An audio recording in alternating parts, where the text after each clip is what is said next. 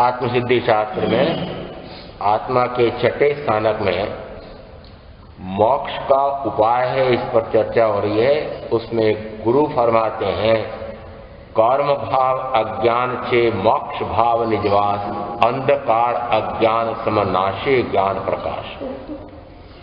कर्म भाव यह रागादि सर्व शुभाशुभ भाव कर्म भाव कहलाता है, और वह कर्म भाव है तो निश्चित रूप से अज्ञान है तभी कर्म भाव है, और अज्ञान भाव है तब तक ज्ञान भाव नहीं है, इसलिए निज भाव नहीं है तो निज में वास नहीं होता है। इसलिए अज्ञान रूपी अंधकार को मिटाने के लिए ज्ञान का प्रकाश करें। ज्ञान का प्रकाश किससे? तो कि ज्ञानावरणी कर्म का क्षय करने से। और ज्ञानावरणी कर्म का क्षय कैसे? तो कि केवली प्रज्ञप्त वाणी सुन करके, श्रद्धान करके, प्रतीति रुचि करके उसी अनुसार आत्मानुभव होता है। जब आत्मानुभव होता है तो निज में वास होता है, उस समय वह कर्म भाव से परे हो जाता है और शुद्ध स्वभाव में रमणता होती है, ज्ञाता भाव दृष्टा भाव होता है। उस समय कहा वह कर्म से रहित मात्र शुद्ध स्वरूपी आत्मा है।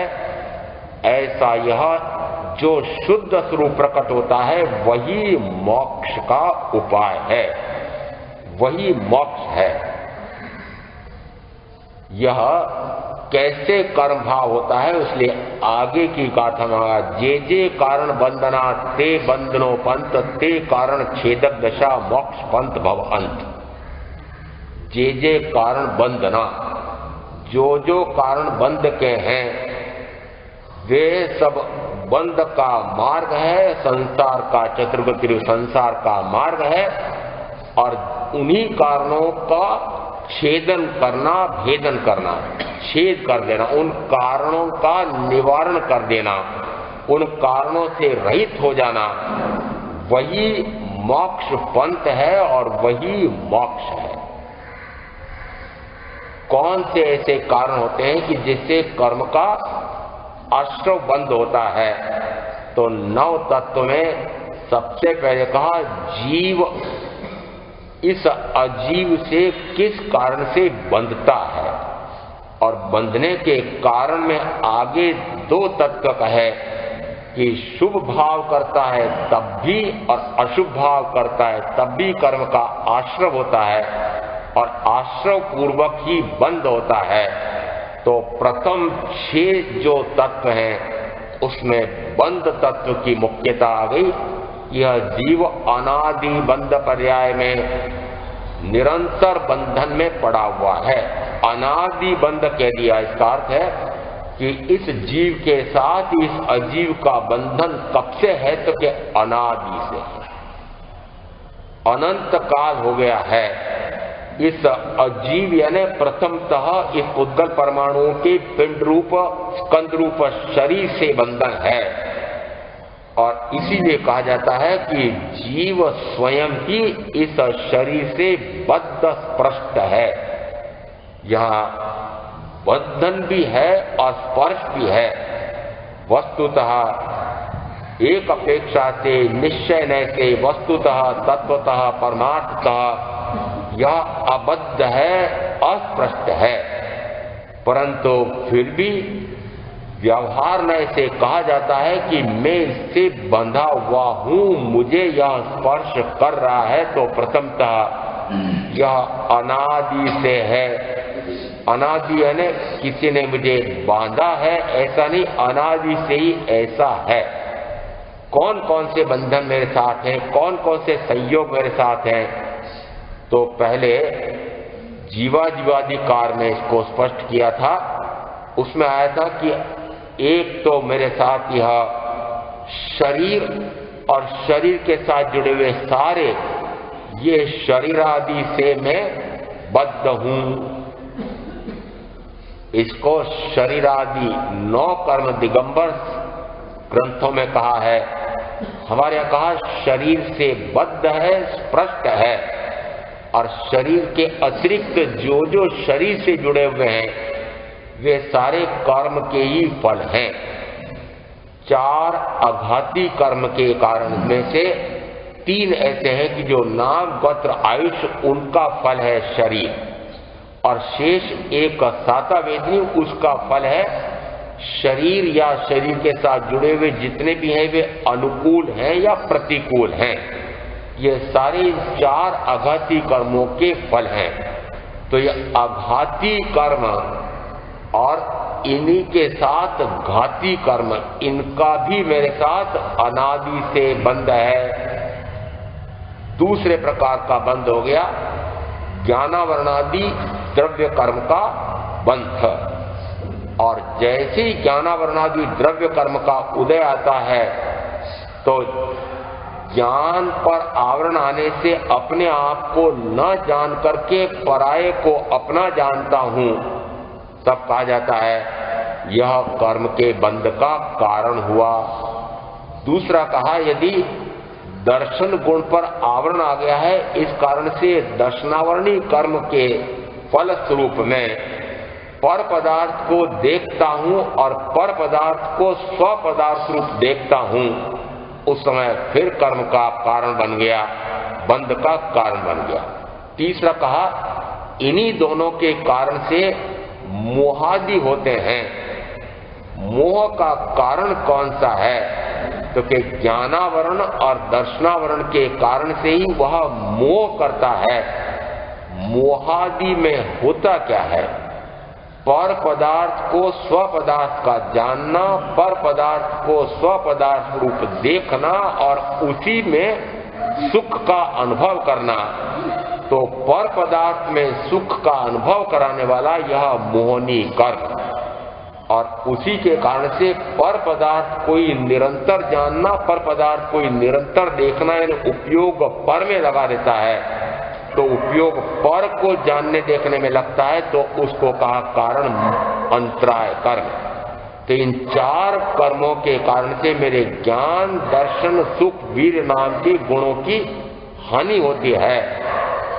तो ये 4 और ये 4 मिलकर के 8 कर्म ये कब से मेरे साथ बंधे हुए हैं? तो कहते हैं अनादि से।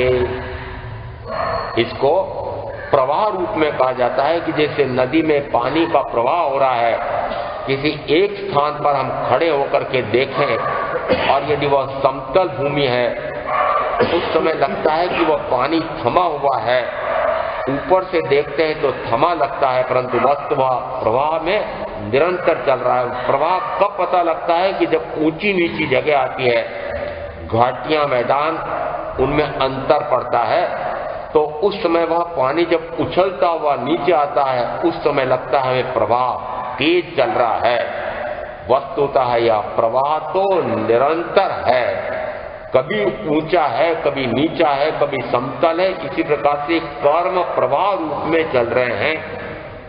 और जैसे एक स्थान पर खड़े होकर के यदि देखें तो पानी थमा दिखता है, प्रवाह है, उसी प्रकार से कर्म सदा काल एक जैसे रहे होंगे नहीं, प्रवाह है। कैसा प्रवाह है कि निरंतर में इन 8 कर्मों के फलस्वरूप मुख्यतः शरीर आदि की प्राप्ति 4 आघाती के फलस्वरूप होती है, और शरीर के साथ जुड़ी हुई 5 इंद्रियां हैं, और इन 5 इंद्रियों की पूर्ति के लिए बाह्य में ये जितने जितने मुझे संयोग मिले हैं, चाहे धन, वैभव, 5 इंद्रियों के भोगों की सामग्री, परिजन आदि, उनके प्रति कोई न कोई विकार का भाव होता है। यदि ये अनुकूल मिलते हैं तो मुझे राग का, और प्रतिकूल मिलते हैं तो द्वेष का, ऐसा मूलतः विकार का भाव होता है।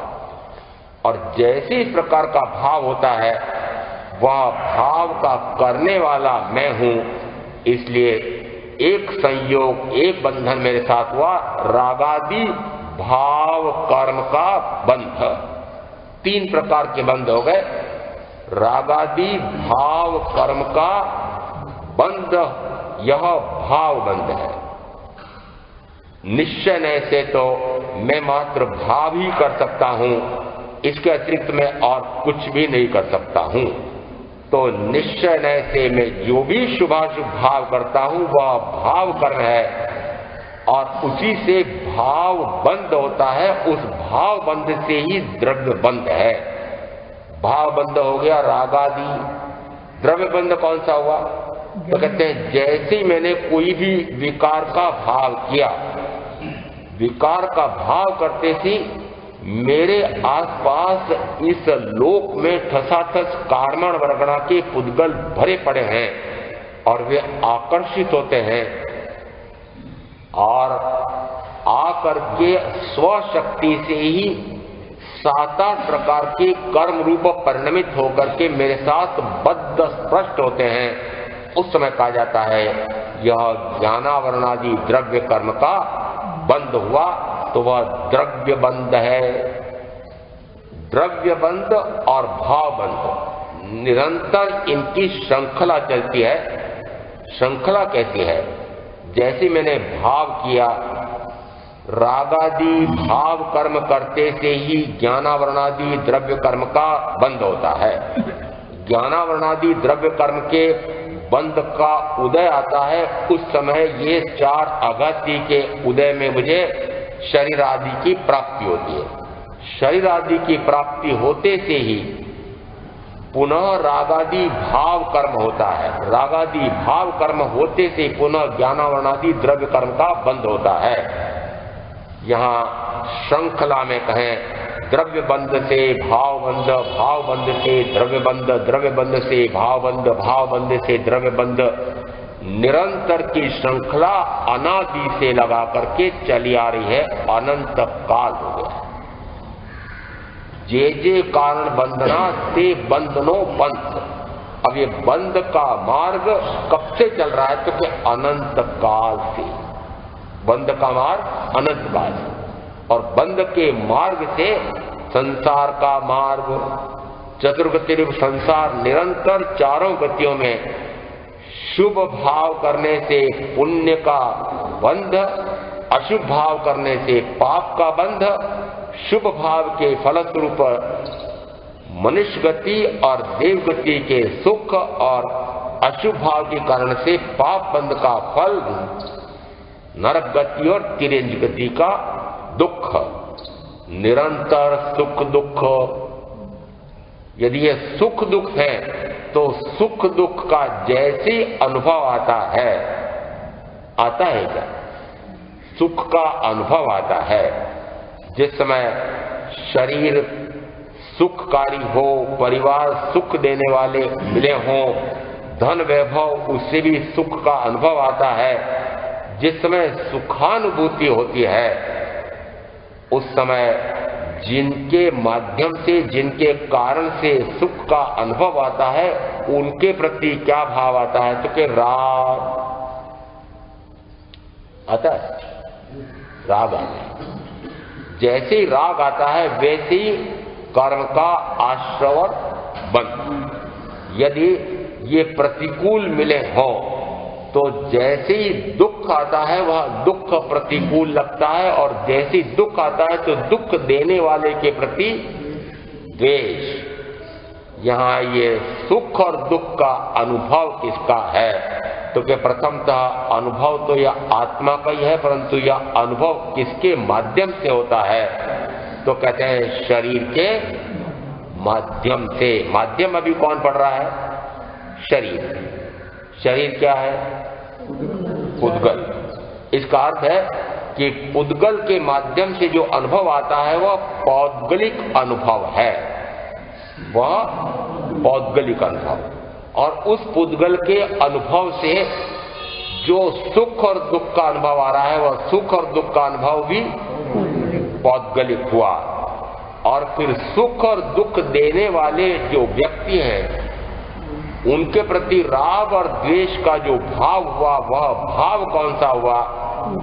कि वह भी पौद्गलिक भाव हुआ। इसका अर्थ है कि जहां पौद्गलिक भाव है वहां पर कर्म का बंध है, और जिस समय पौद्गलिक भाव से परे होता है उस समय वह स्वभाव में होता है। तो यहाँ पर स्वभाव में रहना तो इस बंध के मार्ग का छेदन भेदन है। और जिस समय वह पौद्गलिक भाव में, पर भाव में, विभाव में, विपरिणाम में, विपरीत भावों में, विकारी भावों में रहता है, तब तक कर्म का बंध है। तो बंध का सीधा सीधा अर्थ तो ये हुआ कि जिस समय में अपने स्वभाव से गिरकर, स्वभाव से अनभिज्ञ रह करके विभाव में जाता हूं, उस समय वह कर्म के बंध का कारण है। यहाँ प्रथमतः विभाव कर्म बंध का कारण है। विभाव यानी आत्मा के ज्ञाता दृष्टा भाव को छोड़ करके शेष सारे विभाव हैं। और विभाव में कितने रहते हैं? स्वभाव में कितने रहते हैं?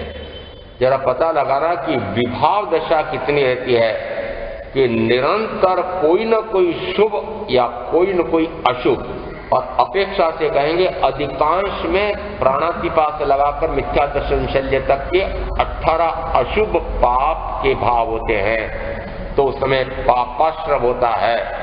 और कभी यदि अन्न पुण्य से नमस्कार पुण्य तक के 9 प्रकार के शुभ भाव होते हैं, उस समय पुण्याश्रव होता है। कभी मैं इन जीवों के प्रति दया अनुकंपा का भाव करता हूँ, कभी मैं सत्य वचन व्यवहार वचन बोलता हूँ, असत्य वचन और मिश्र वचन न बोलूं। यदि मैं कभी ऐसा चोरी का कार्य न करूं, कभी मैं ब्रह्मचर्य का पालन करूं, कभी मैं परिग्रह से रहित हूं, तो यह भी शुभ भाव है और उससे भी शुभाश्रव और शुभ बंध है। और यदि इनमें मैं रत रहता हूं, यानी हिंसा, झूठ, चोरी, मैथुन, परिग्रह के 5 पाप के भावों में रत रहता हूं, तब कहा जाता है वह पापाश्रव है और पाप का बंध है। तो यहाँ जो जो अभी तक हो रहा है वह निरंतर देखो कि क्या हो रहा है। निरंतर या तो शुभ या अशुभ, और बाह्य में यह 18 प्रकार के पाप या अशुभ है, उससे भयंकर कर्म का बंध होता है। और अन्न पुण्य से नमस्कार पुण्य तक के भाव ये शुभ हैं, इसलिए ये शुभ तो उपादेय है, शुभ तो करना चाहिए। यदि ऐसा मानते हो तो कहा वह भी बंध का कर्म। क्यों? क्योंकि पुण्य को यदि ज्ञान का लक्षण माना, ज्ञान का कारण माना, मोक्ष का कारण माना, मोक्ष का उपाय माना, तो मिथ्या माना। इसे कहते हैं पुण्य और पाप, ये दोनों आश्रव और बंध कराने वाले हैं, दोनों हेय हैं। जे कारण बंधना ते बंधनो पंथ। क्या पुण्य से आश्रव बंध नहीं है? पुण्य से भी आश्रव है, पुण्य का भी बंध है। और पुण्य का बंध है तो क्या गति भ्रमण नहीं है? गति है ना, चाहे मनुष्य गति मिले चाहे देव गति मिले, गति तो कोई भी सुख वाली है ही नहीं। गति चाहे देव गति की हो, जिसमें अधिकाधिक सुख मिलते मिलते वैमानिक में उच्च से उच्चतर विमान में जाते हैं, उच्चतम विमान में जाते हैं, तो कहते हैं ऐहिक सुख, इंद्रिय सुख, इच्छा करते ही पूर्ति होने वाले ऐसे सुख होते हुए भी वहां पर भी दुख तो है। कौन सा दुख है? दुख कौन सा है? तो महावीर का बड़ा विचित्र है। आपको ये दूसरे संसार में जिस समय न जाने कौन कौन से संकट, दुख, परेशानियां, चिंताएं आती हैं, उस समय सारे दुख लगते हैं। महावीर को ये दुख तो दिखते ही नहीं है। महावीर किसको दुख कहते हैं? तो कहते हैं जन्मं दुखम, जरा दुखम, रोगाणी मरणानी, औ दुखो संसारो जत की संति जंतवो। हे संसारियों, क्यों दुखी हो रहे हो? जंतवो यानी जंतुओं। क्या नाम दिया आपको? जंतु, जीव जंतु, जंतु अहो दुखो संसारो, यहाँ क्यों दुखी हो रहे हो हे जीवों, दुखी क्यों हो रहे हो, दुख क्यों देखना चाहते हो। ज्ञानी को अत्यंत करुणा, निष्कारण करुणा, ऐसी अत्यंत करुणा आती है कि ये जीव क्यों दुखी हो रहे हैं, ये स्वयं ही स्वयं के भूल से दुखी हो रहे हैं, उन्हें करुणा आती है। कौन सा दुख तो कहते हैं जन्म का दुख है, मरण का दुख है, और बीच में बुढ़ापे का दुख है। ये बूढ़े लोग फट से बोलते हैं, बुढ़ापे का भी दुख है, जन्म दुख है, बुढ़ापा दुख है, मृत्यु दुख है। वस्तुतः इन दुखों का अनुभव नहीं आता है। जिस समय दुख का अनुभव आ जाए, इनमें से दो का तो पता नहीं लगता है। क्यों? क्योंकि जन्मे थे उस समय दुख था, अनुभव आया ही नहीं, या आया था तो भी स्मरण में रहा नहीं। मुझे कहते हैं पूर्व भव के दुखों का यदि हमें पता लग जाए कि हमने पूर्व में ऐसे ऐसे कारण किए थे, कि ऐसे ऐसे दुख उठाए थे, तो अब हम ऐसे कारण न करें कि जिससे ऐसे दुख उठाने पड़े, तो पूर्व का याद आ जाए। पूर्व का तो बहुत दूर की बात है, पूर्व भव का तो बहुत दूर की बात है। वर्तमान के भाव में, गर्भ में रह करके कितने दुख उठाए याद हैं? याद है? कहते हैं 9.25 महीने तक औंधे मुंह लटका रहना पड़ता है। दूसरी अपेक्षा से कहा जाता है मुर्गा बन करके रहना पड़ता है।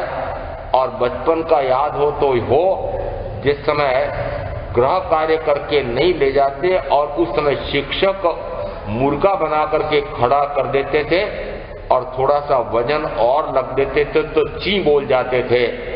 यदि 2-5 मिनट मुर्गा बनने में भी दुख होता है, तो 9.25 महीने तक यदि औंधे मुंह लटके रहे थे, दुख हुआ था क्या? याद है क्या? उस समय गुप्त अंधेरा था, मलमूत्र की बरसात है, न जाने कितने संकट उस समय, इतने दुखी हो रहे थे, इतने दुखी हो रहे थे।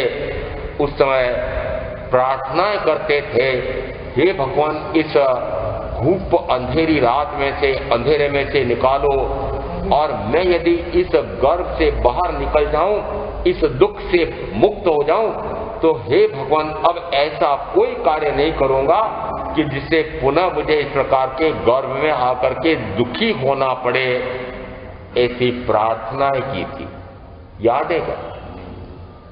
याद नहीं है, मैं याद दिला रहा हूं कि याद कर लो। प्रार्थना की थी, परंतु जैसे ही प्रार्थना करते करते 9.25 महीने पूरे हुए और बाहर आए, और जरा सा मीठा मीठा दूध मिला था, मिला था। जैसे मीठा सा दूध मिलता है और दूध पिलाने वाली उनके प्रति ममता प्रारंभ कहां से हो गई? वह तो प्रारंभ से, गर्भ से प्रारंभ हो गई, परंतु अनुभव विशेष तौर से कब प्रारंभ हुआ कि वो मीठा मीठा दूध पिलाने वाले से कितना प्रेम।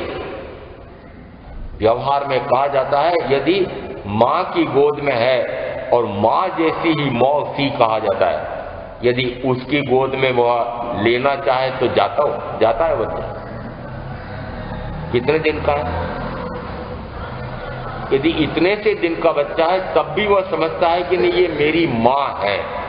जैसे ये मेरी मां है ऐसा समझा, फिर थोड़े दिन बाद पता लगा कि ये मेरी मां है, उच्चारण समझाया, फिर ये मेरे पिता हैं, ये मेरे भाई बहन हैं, ये मेरे सगे संबंधी हैं, ये मेरे पति हैं, ये मेरी पत्नी है, ये मेरे बेटे हैं, ये मेरी बेटी है, ये मेरा धन है, ये मेरा वैभव है, ये मेरे भोगों के साधन है। कितने हो गए? इन सब से ममता मूर्छा कितनी हो गई? ये मेरे हैं ऐसा भाव कितना हो गया? ये जितना जितना मेरापन है, ये सारा मेरापन यही कर्म का कारण है। कर्म बंध का कारण कौन? ये मेरे मानना, ये मेरे मानना। तो क्या इनको मेरा मानू कि नहीं मानू? मेरे तो हैं, बड़े प्रिय हैं, कि हाँ यदि बड़े प्रिय लगते हैं, मुझे कहते हैं महाराज जी आप ऐसा कैसे कहते हो, इतने प्रिय मिले हैं और इतना मुझे प्रेम देते हैं। मैंने कहा वो जो प्रेम देने वाले हैं उनमें से सर्वाधिक प्रेम देने वाले कौन कहे जाते हैं?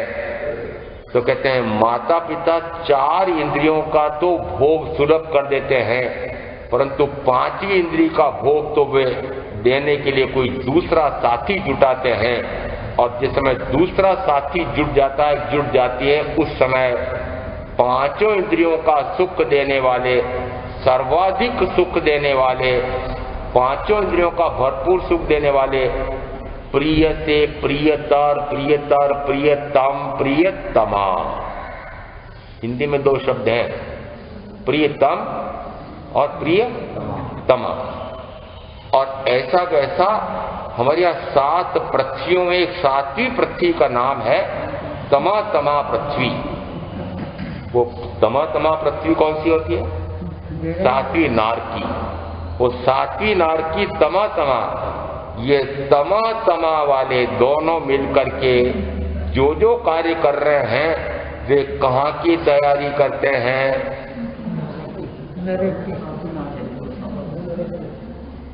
अब मैं कहूं कि भैया जिनसे आपने घनिष्ठतम बंधन बांध रखा है, बंधन, मुझे कहते हैं बंध तत्व क्या होता है, बंध समझाओ। मैंने कहा बंधे हुए तो स्वयं पड़े हो और मुझे कहते हो बंध समझाओ।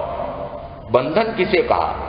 ये जो आपने एक दूसरे के साथ 7 चक्कर एक दूसरे के पीछे लगा करके 7 वचन दे करके जीवन भर का संग निभाऊंगी, संग निभाऊंगा, ऐसा बंधन कर रखा है क्या? मुझे पता नहीं, भूल भी जाता हूं, पर मुझे ऐसा याद तो आता है कि उस समय कोई कच्चे सूत से दोनों को बांधा जाता है। ऐसा है क्या कुछ? मंत्री जी को पता होगा। अब ये सारी तैयारी करें बेटे के बंधन की, तो कच्चा सूत एक लच्छे से बांधा जाता है और वह लच्छा कच्चे सूत वाला है, परंतु मुझे ऐसा लगता है कि आपके वे कच्चे सूत तो लोहे की सांकलें जैसे हो गए हैं कि टूटे ना टूटे। टूट रहा है? महाराज आप यहाँ किसके लिए आए हो? हमारे बंधन तोड़ने के लिए आए हो? मैंने कहा जोड़ने के लिए आए हो है? ये जितने जितने हमने गाढ़ से गाढ़ कर बंधन बांध रखे हैं वही बंध का कारण है, और गाढ़तम बंधन जिससे है वह गाढ़तम कर्म बंध का कारण है। इसे कहते हैं परिचय। जिससे गाढ़तम परिचय कर रखा है तो वो परिचय ही मुख्य कर्म का बंध कराता है। आपने माना कि मेरे बड़े प्रिय हैं, ये प्रियतर हैं, ये प्रियतम हैं, प्रियतमा हैं, परंतु वस्तुतः वे ही आपको या एक दूसरे को गाढ़ से गाढ़तम प्रीति करा करके गाढ़ से गाढ़तम कर्म का बंद करा रहे हैं। तो फिर ये आपके प्रिय हुए कि शत्रु, महाशत्रु हुए? अब बोलो, प्रिय हुए कि शत्रु हुए? जो यदि गाढ़तम बंद करा करके नरक की रेत में धकेल रहे हो तो उनका प्रिय कहते हो, वो शत्रु है कि प्रिय है? ज्ञानी और अज्ञानी के शब्दों में, भावों में बड़ा अंतर है। ज्ञानी कहते हैं कि जिन से अभी तक परिचय कर रखा है उनसे तो अपरिचय कर लो, और जिसका परिचय नहीं किया है उससे परिचय कर लो। किन किन से परिचय कर रखा है? कि जिन से अभी तक परिचय कर रखा है उन सबका तो परिचय भुला दो। परिचय किससे नहीं किया? तो कहते हैं बाह्य अपेक्षा से तो इन पंच परमेष्टि से परिचय नहीं किया है, और अभ्यंतर में आत्मा से ही अपरिचित बैठे रहे हैं। और आत्मा से अपरिचय कब तक रहा? तो कहते हैं एक व्यवहार में मुहावरा कहते हैं 9 घाटी पार करके आना। 9 घाटी यानी पृथ्वी काय, अप काय, देव काय, वायु काय, वनस्पति काय, 5 बेंद्री, तेंद्री, चौंद्री, पंचेंद्री, असंद्री, 4। ऐसे 9 घाटियां पार करने में मुझे कितना काल लगा? तो कहते हैं पृथ्वी, पानी, अग्नि, वायु 4 में असंख्यात असंख्यात काल, फिर कहा वनस्पति काल में जो प्रत्येक वनस्पति है उसमें कहा असंख्यात काल, और जो साधारण वनस्पति का है उसमें कितना काल कि अनंत काल व्यतीत किया है। बेंद्री तेंद्री चौंद्री पंचेंद्री असन्नी में कहा संख्यात संख्यात काल व्यतीत किया, और कुल मिलाकर के कितना काल व्यतीत हुआ तो कहते हैं अनंत काल। ये अनंत काल कैसा बीता, 9 घाटियां पार करने में अनंत काल व्यतीत हो गया। तब तक मुझे यही समझ में नहीं आता था कि बंध क्या है, मुक्ति क्या है, जीव क्या है, अजीव क्या है। इस प्रकार से समझने की सामर्थ्य ही नहीं थी। क्यों? क्योंकि जब तक मन नहीं प्राप्त होता है, मनन करने की शक्ति नहीं मिलती है, चाहे 5 इंद्रियां हो जाए और मन ना मिले तो असन्नी पंचेंद्रिय को सुनने की शक्ति तो है पर मनन करने की शक्ति नहीं है। इसलिए वह जीव का स्वरूप समझने की सामर्थ्य नहीं रखता है। अनंत काल व्यतीत हो गया अनंत कर्म का निरंतर बंद करते करते, और अब 9 घाटी पार करके जिस समय सन्नी पंचेंद्रिय बनता है तिर्यंच, तब भी उसकी बुद्धि इतनी विशिष्ट नहीं होती है, भाषा जैसी मनुष्यों के पास ये वैसे नहीं होती है। इसलिए वहां पर भी तत्व का स्वरूप समझना अत्यंत कठिन माना जाता है। कोई उदाहरण मिलते हैं जिस समय मनुष्य भाव में आते हैं उस समय यह समझ में आता है कि बंध क्या है और मुक्ति क्या है। यहाँ जो कारण बंध के हैं वे कारण छेदे तो मुक्ति का उपाय मिलता है, वही मोक्ष का उपाय है। सीधा सीधा कहा समय सार में एक गाथा का आधा भाग, रत्तो बंधति कम्मम रत्तो बंधति कम्मम मुच्यते कम्मेहिम रागरई दप्पा, कि जो राग भाव है वही कर्म का बंध है, और जो राग से रहित है वह कर्म से रहित है। अब देखो, राग है तो बंध है और राग से रहित है तो मुक्त है। बहुत अधिक पढ़ना पड़ेगा, बहुत समझना पड़ेगा, बहुत स्वाध्याय करना पड़ेगा, सब जाके समझ में आएगा। रुचियों में हमारे यहाँ एक संक्षेप रुचि भी है, 10 रुचियों में उत्तरार्जुन सूत्र के 28वें अध्याय में आया। संक्षेप रुचि में कितना सा समझ लेना है, रागादि बंध है, रागादि से रहित मुक्ति है। इससे संक्षेप बोल क्या चाहिए, रागादि से बंध और रागादि से रहित हो तो अबंध। तो यहाँ अबंध दशा कब प्राप्त होती है, तो कहते हैं रागादि से रहित हो तो वह अबंध दशा है, और वह अबंध दशा ही मोक्ष दशा है, और वो मोक्ष दशा है वही मोक्ष का उपाय है। तो यहाँ जे कारण बंधना ते बंधनो पंथ, यहाँ मोटे रूप में कहें, स्थूल रूप में कहें तो कि निश्चय न से तो जो मेरे विकार के भाव होते हैं, जो शुभाशुभ भाव है, वह शुभाशुभ भाव ही कर्म का बंध का कारण है। यहाँ बंधन में बाह्य से अब फिर विस्तार से कितने हो सकते हैं, आगे अलग अलग गाथाओं में अलग अलग बातें आई है, परंतु यहाँ पहले भूमिका में भी कि कौन से ऐसे कारण होते हैं कि जिससे कर्म का बंद होता है, और किनको छेदें तो मुक्ति का मोक्ष का उपाय मिलता है।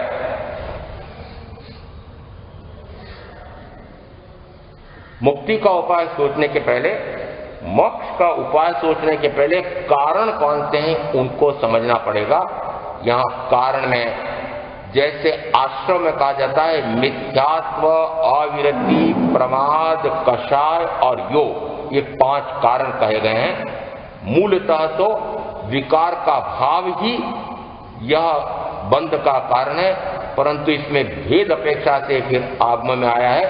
सबसे पहला बंध कहो मिथ्यात्व, और मिथ्यात्व क्या है, तो कि जो मिथ्या भाव होता है वही मिथ्यात्व है। मिथ्या भाव क्या है, शरीर आदि मैं हूं ऐसा मानना मिथ्या है। शरीर आदि मैं हूं कैसे माना, शरीर कैसा है, तो कहा शरीर पुद्गल परमाणु का स्कंद है। पुद्गल कैसा है कि पुद्गल वर्ण गंध रस स्पर्श नाम के गुणों वाला है। फिर इसका स्वभाव कैसा है, तो क्या सड़ने गलने नष्ट होने वाला है।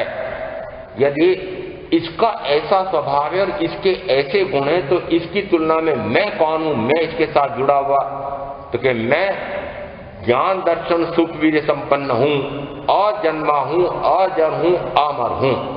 दोनों द्रव्यों में पूर्णतः भिन्नता है, लेश मात्र भी इनमें समानता नहीं है।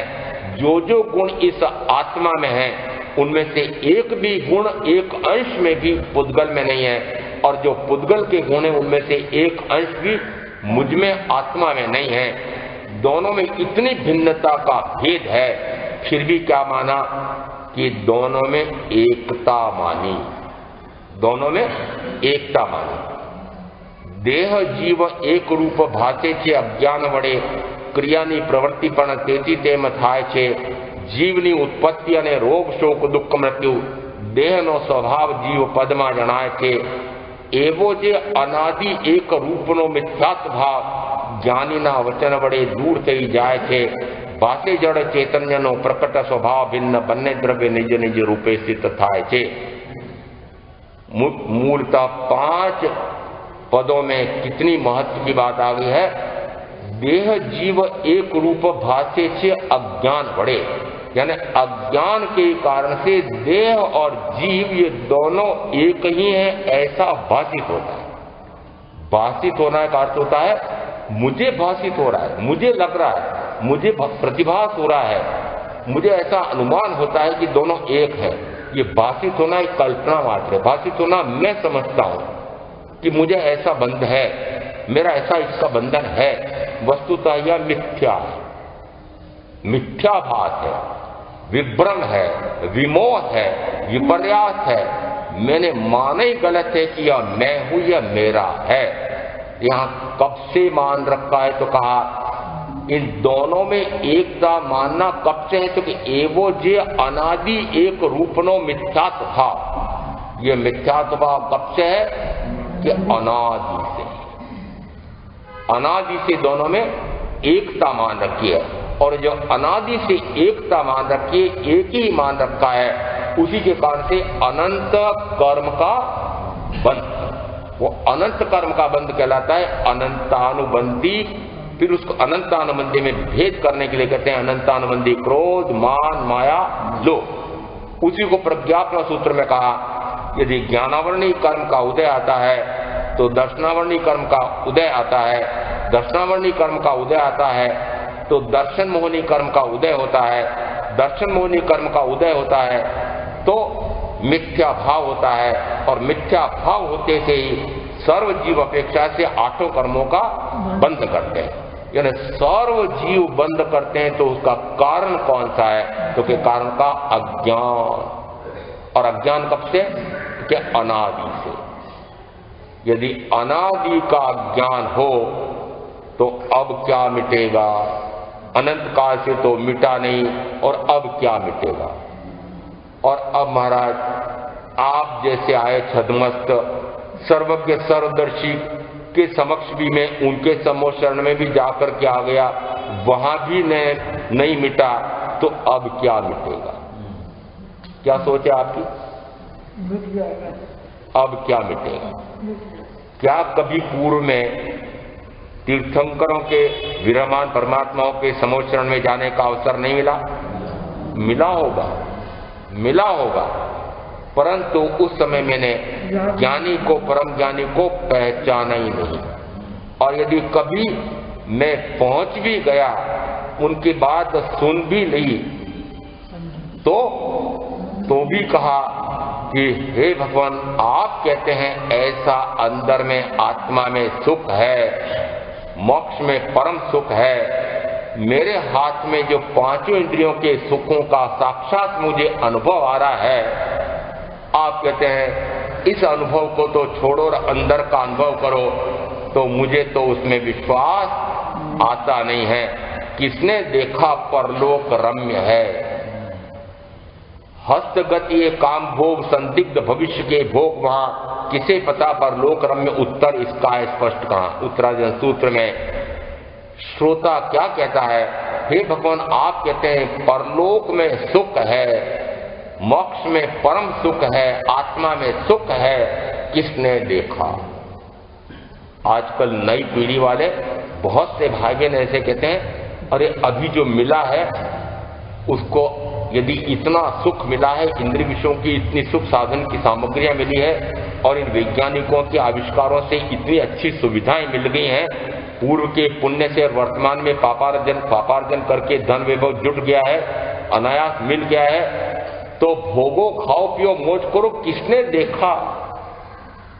किसने देखा? किसने देखा है ना? पुनः मुझे दूसरे भाव में जाकर के दुख उठाना पड़ेगा कि सुख उठाना पड़ेगा। किसने देखा? विश्वास नहीं आता। ऐसा कैसा विश्वास नहीं आता है। मैंने जिस समय समूह शरण में, आपकी बात नहीं करता हूं, मेरी करता हूं, कि मैं भी समूह शरण में जिस समय गया होऊंगा, भगवान विरहमान परमात्मा की, तीर्थंकर परमात्मा की वाणी सुनी होगी और मुझे विश्वास नहीं आया। क्यों? क्योंकि साक्षात 5 इंद्रियों के भोग अनुभव में आ रहे थे कि नहीं, ये सुख लग रहा है और इनमें सुख लग रहा है, इनको तो छोड़ूं, और फिर आप कहते हो कि अंदर जाओ, तो मुझे तो विश्वास आया नहीं था। परंतु यदि अनंत काल हो गया या साक्षात तीर्थंकर मिले तब भी मैंने श्रद्धा नहीं किया, उस समय हो सकता है कि 5 इंद्रियों के सुखों में विभोर हो रहा था, उसी में मग्न हो रहा था, इसलिए समझ में नहीं आया। आज आ सकता है। क्यों न माने कि साक्षात तीर्थंकर नहीं है, परंतु तीर्थंकर की साक्षात वाणी तो है। वाणी तो वही है, और वाणी को समझाने वाले सदगुरु भी यदि हों और समझने वाले मुमुक्षु भाव लेकर के, समझने की जिज्ञासा, तीव्र उत्कंठा लेकर के बैठे हों, तो समझ में आ सकता है। और यदि ये समझ में आ जाए कि मेरी मिथ्या मान्यता से, मेरे अज्ञान से यह कर्म का बंध है, और यदि मूल में कारण अपने आप को जान लें तो वहां निवारण कर सकता है। और यदि कारण माना कि ये मेरे तो ज्ञानावरणी कर्म बहुत तीव्र है, इस कारण से मुझे ज्ञान चढ़ता नहीं है, मैं क्या करूं? मुझे तो जिस समय स्वाध्याय करता हूं, सामायिक करके बैठता हूं, तो नींद आती है, क्या करूं? मेरे दर्शनावरणी कर्म का बहुत तीव्र उदय है। नींद कब आती है? दर्शनावरणी कर्म के उदय में। और जिस समय वे दर्शनावरणी कर्म के उदय में चाहे किसी भी समय नींद लेते हैं, तो क्या आप ये समझते हैं कि दर्शनावरणी कर्म की निर्जरा हो रही है? प्रज्ञापना सूत्र के 26वें कर्म वेद बंद पद में आया है कि जीव जिस कर्म का वेदन करता है, पुनः 7वां 8वां कर्मों का बंद करता है। यदि दर्शनावरणी कर्म के उदय में आपको नींदी आ रही है, उनींदी आ रही है, ऊंग आ रही है, तो यह मत समझना कि आप दर्शनावरणी कर्म की निर्जरा कर रहे हैं। उस समय पुनः 7वां 8 प्रकार के कर्म का बंद कर रहे हैं। कोई कहते हैं क्या करूं, मेरे मोहनी कर्म का बहुत तीव्र उदय है, इसलिए आप कुछ भी कहो, मोह तो ये तो बोल दो, आप कुछ भी कहो, मोह तो टूटता नहीं। कुछ भी कहो, मोह तो टूटता नहीं। यदि ऐसा आप मान रहे हैं तो कहा जाएगा मोहनी कर्म का आप वेदन कर रहे हैं। और मोहनी कर्म का वेदन किसे कहेंगे? कि मोह कर रहे हैं, या मोह के वो चट्टे बट्टे सारे गिन लो, राग द्वेष आदि। यदि ऐसा मोह कर रहे हैं तो मानो पुनः 7वां 8वां प्रकार के कर्म का बंद कर रहे हैं। फिर कोई कहते हैं क्या करूं, मैं तो प्रवचन में आने वाली थी, मैं तो स्वाध्याय में आने वाला था, पर उसी समय मेरे ये दशहरे का दिन भी था और नवरात्रि का काल भी था, और इस प्रकार से ये मेरे ननंद भाई आ गए थे, मेरे मामा के लड़के आ गए थे, मेरे मामा जी आ गए थे, मेरे अमुक सगे आ गए थे, अमुक संबंधी आ गए थे, बस मैं प्रवचन में आने ही वाला था और वो आ गए। क्या करूं, मेरे तो ऐसी अंतराय आ गई। क्या आ गई? अंतराय आ गई। यदि अंतराय आ गई, आप यदि उसको अंतराय कर्म कहते भी हो, तो पहली बात तो अंतराय कर्म है नहीं, वो तो आपकी पुरुषार्थहीनता है। और पुरुषार्थहीनता कौन सी? कि जो जो आ गए हैं उनको आपने अपना माना है, अपना जाना है और मुआदी करके उन्हीं में पुनः कर्म का पहाड़ लगाया है। परंतु यदि आप अंतराय भी कहते हैं तब भी अंतराय कर्म का वेदन करते हैं तो भी प्रज्ञापना सूत्र का 26वां कर्म वेद बंध पद कहता है कि पुनः 7-8 प्रकार के कर्म का बंध होता है। कहाँ छूटोगे?